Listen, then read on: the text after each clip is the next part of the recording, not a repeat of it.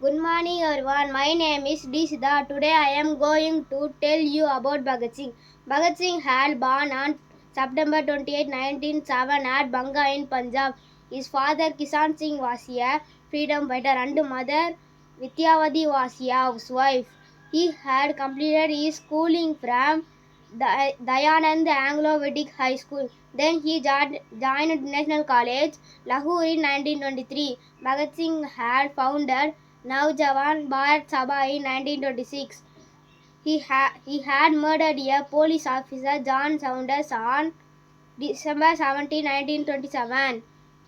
Police arrested him on April 8, 1929 for bombing Delhi Legislative Assembly. The British government executed him on 23 March 1931 along with Rajguru and Sukhdev. Thank you.